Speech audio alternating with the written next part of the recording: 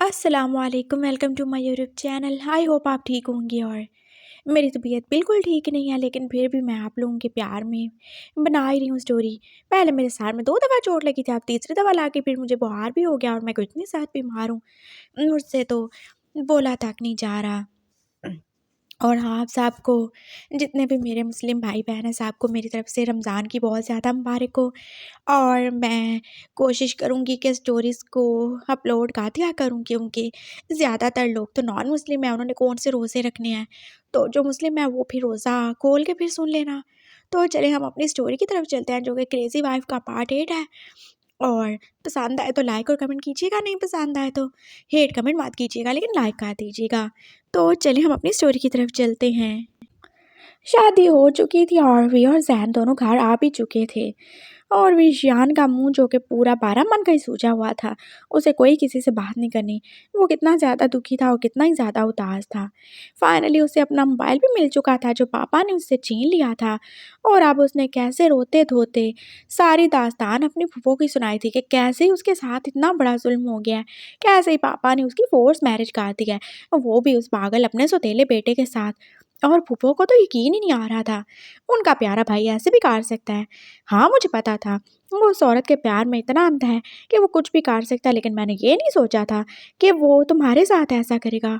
तुम फ़िक्र ना करो, मैं तुम्हारे साथ हूँ। मैं बस जल्दी से आने का ट्राई करती हूँ, फिर हम मिल के उन्हें सबक सिखाएँगे और कोई ज़रूरत नहीं है उस पागल लड़के के साथ ज़्यादा क्लोज़ होने की। समझ गए हो ना? फूफो, क्या मेरा दिमाग ख़राब है?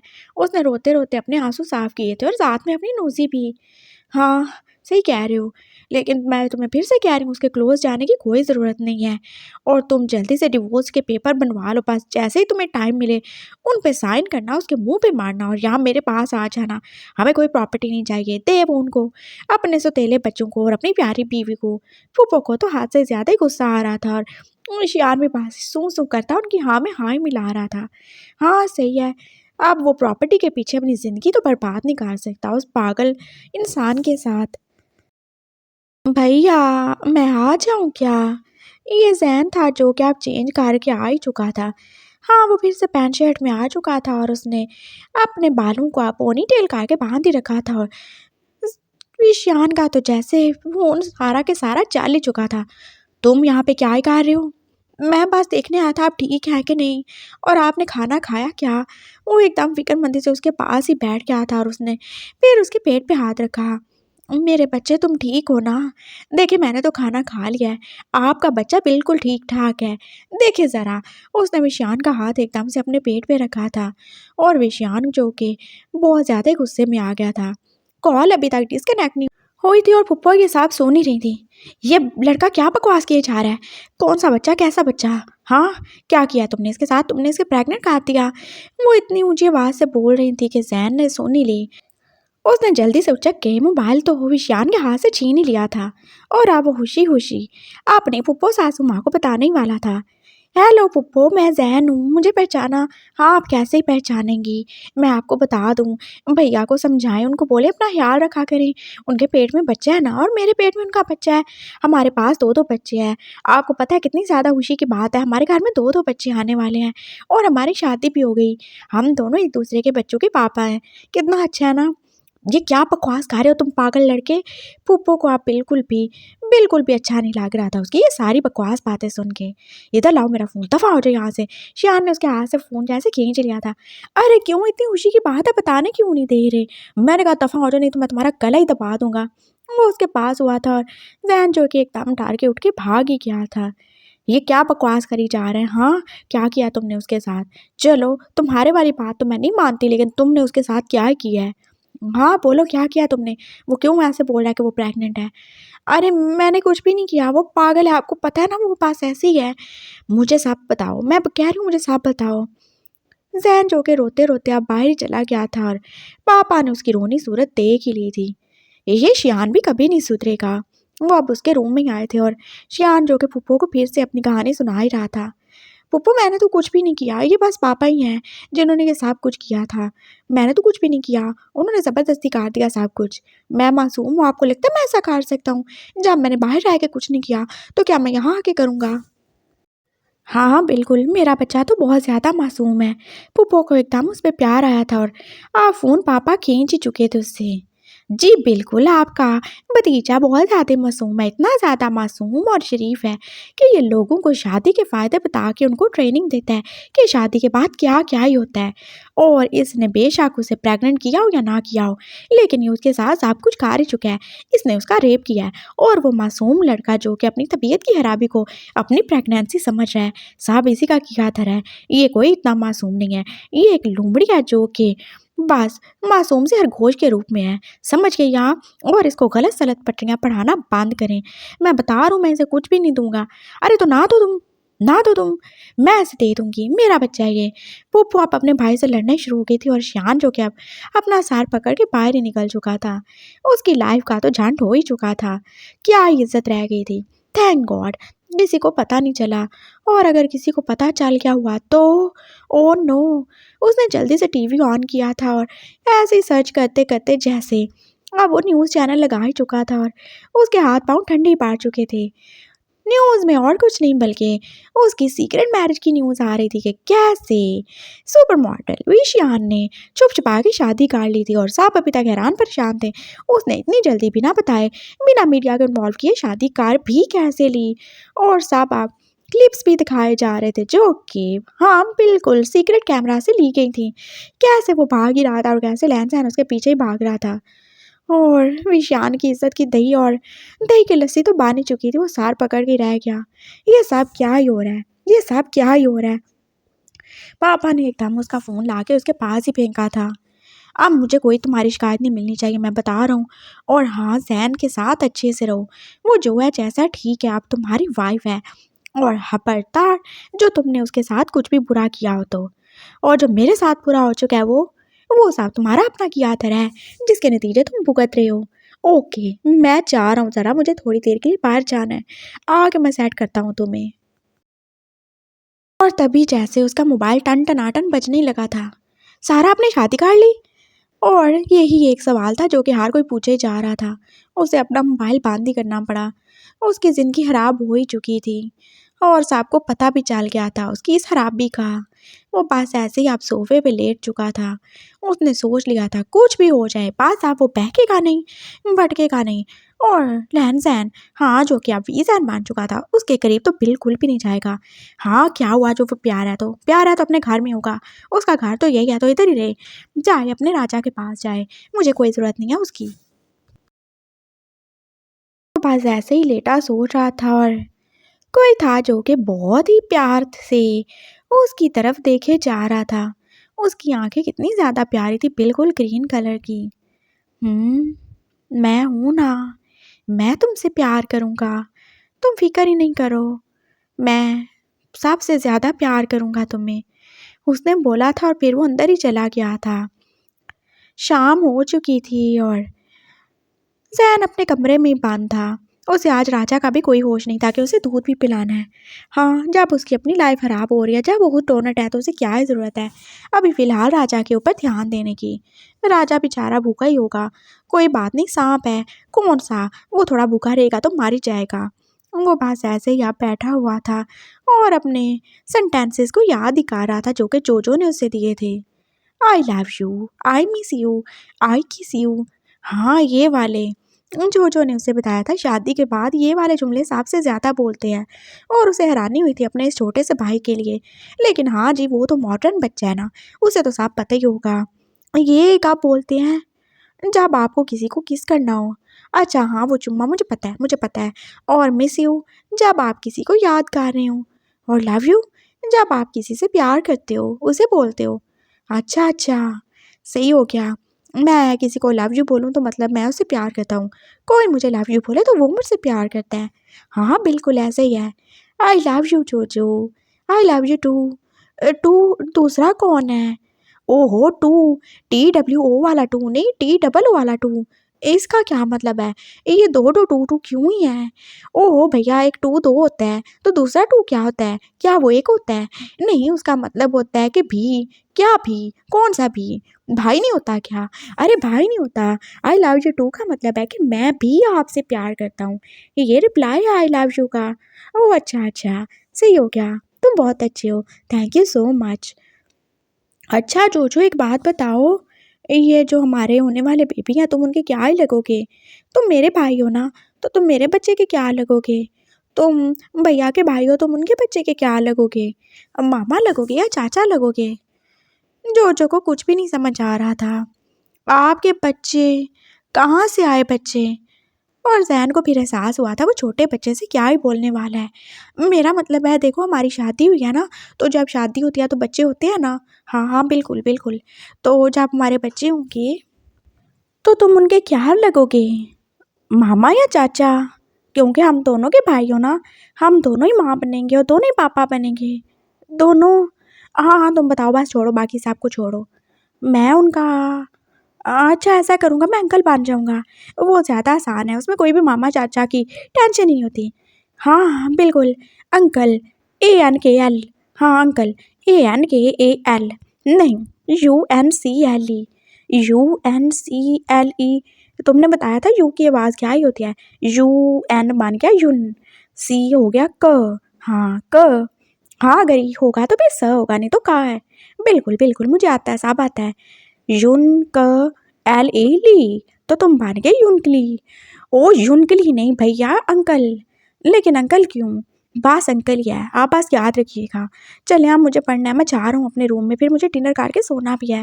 वो चला गया था और जैन अपने सारे सबक याद ही कर रहा था। रात के कोई 9 ही बजे थे जब पापा घर आए थे। वो अपने दोस्तों के साथ ही बिजी थे। हाँ बिल्कुल, वो वहाँ पे इंजॉय कर रहे थे और यहाँ उनके बच्चे जो कि डिप्रेस और टेंशन में थे कि तुम अभी तक इधर उधर क्या ही कर रहे हो घूम फिर के। उन्होंने जैन को देखा था जो कि अपना मोबाइल पकड़े पास इधर उधर घूम ही जा रहा था।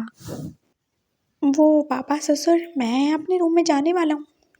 अरे वाह, पहली बार था जब जैन ने कोई वर्ड ठीक ही बोल दिया था और पापा को तो खुशी हो रही थी। हाँ देखो बेटा, मेरे पास सुनो, ससुर कहने की कोई ज़रूरत नहीं है। मैं तुम्हारा भी पापा हूँ, मैं सबका ही पापा हूँ। हाँ, लेकिन आप भैया के भी तो पापा है ना। ओ पागल, अब वो तुम्हारा भैया नहीं है तो क्या है, भैया है नहीं। हाँ हम भाई नहीं हैं। अरे नहीं पागल, अब वो तुम्हारा हस्बैंड है तो फिर भाई नहीं है क्या? नहीं, आप सिर्फ तुम्हारा एक ही भाई है, जो जो। तो वो बड़ा भाई फिर कहाँ चला गया? वो आप हस्बैंड बन गया है, आप भैया नहीं है वो। और देखो, उसने जैसे तुम्हें सिखाया समझाया, तुम्हारे साथ जैसे टाइम स्पेंड किया, क्या क्या पेंट किया। हाँ पेंट वाला काम मुझे याद है। वो पागल, पेंट नहीं, स्पेंडिंग, यानी कि जैसे तुम्हारे साथ वक्त गुजारा वैसे भाई थोड़ी गुजारते हैं। हाँ ये तो है। तो फिर वो कौन हुआ? हाँ हस्बैंड है, बिल्कुल। तो आज के बाद तुम मुझसे भैया मत बोलना, वो तुम्हारा हस्बैंड है। तो फिर क्या बोलूँ मैं, हस्बैंड बोलूँ क्या? आ, तुम उसे नाम से भी बुला सकते हो, लेकिन भैया मत कहना नाम से। नहीं नहीं नहीं, बुरा लगता है। वो हमारे गांव में वो सब लोग कहते थे हस्बैंड को नाम से नहीं बुलाना चाहिए। अरे कुछ भी नहीं होता, तुम्हारा गांव और सब कुछ वो तो वहीं पे रह गया ना, तुम उसे नाम से बुला सकते हो। हाँ लेकिन अगर तुम्हारा ज़्यादा ही उससे रिस्पेक्ट देने को, क्या देने को, मेरा मतलब है इज्जत देने को दिल कर रहा है, तुम उसके साथ जी लगा लेना। हाँ ठीक है, ठीक है, ओके मेरा प्यारा बेटा, आप जाओ अपने रूम में सो जाओ। श्यान अभी तक सो गया होगा क्या? मैं देख के आऊँ क्या उन्हें, बड़े भैया को? फिर से भैया? नहीं, तुम उन्हें देख के नहीं आओगे, बल्कि तुम भी उसके साथ उसके कमरे में रहने वाले हो। और वो मुझे मारेंगे, उन्होंने बोला अगर मैं उनके पास आया वो मेरा गला दबा के मुझे मार डालेंगे। आपको पता है ना मेरे पेट में बच्चा है। ओ पागल, ऐसा वैसा कुछ नहीं है, तुम्हारे पेट में कोई बच्चा नहीं है। आपको कैसे पता पेट मेरा है कि आपका? हाँ मुझे पता है ना। अच्छा जाओ, जो मर्जी करना है करो। चलो आओ, मैं तुम्हें तुम्हारे कमरे में छोड़ के आता हूँ, मैं देखता हूँ कैसे वो तुम्हारा गला दबाता है। पापा आप जैन का हाथ पकड़े, आप उसे शान के रूम में लेके आ ही रहे थे, जो के पास मज़े से बेड पे उल्टा गिर के वीडियो गेम ही खेल रहा था मोबाइल पे। चलो और कुछ नहीं तो थोड़ा दुख तो कम हो ही जाएगा। वैसे भी रोज धो तो हो चुका ही था, अब कितना ही रोना धोना, जो होना था हो ही गया। जब बाकी कोई नया दुख मिलेगा फिर रो लेंगे। हाँ हमें आज सो क्यों ही वेस्ट करने आपने। विशु। हाँ पापा क्या है? वो एकदम से मुड़ा था। ये पकड़ो अपनी वाइफ को। मैं इसे कोई नहीं पकड़ने वाला। इसे यहाँ क्यों लेकर आए, यहाँ पे इसको इसके कमरे में छोड़ के आए ना इसके राजा के पास। इसका राजा सांप है। हाँ तो सांप है तो ये उसके साथ रहता है ना, इसने बोला वो इसका प्यारा बच्चा है, इसका भाई है, इसका सब कुछ है, उसके साथ रहे। और आपके कहने पे मैंने शादी कर ली, लेकिन मैं इसके साथ एक कमरे में नहीं रहने वाला। रहेगा तो तुम्हारा बाप भी। पापा ने एकदम से जैन को अंदर धक्का दे के बाहर से दरवाज़ा लॉक ही कर दिया था। हाँ तो बाप ही रह लेना, मैं नहीं रह रहा। उसे एकदम से गुस्सा आया था और अब वो जाके दरवाज़ा पीट ही रहा था। पापा दरवाज़ा खोलें, इस बला को यहाँ से लेके जा, मैं सच में इसका गला दबा के मार डालूंगा। मैं बता रहा हूँ, नहीं तो मैं इसे नहीं तो खुद को ही मार डालूंगा। वो कैसे दरवाज़ा पीट ही रहा था और जैन जो कि अब डर के एक साइड पे बैठ ही चुका था।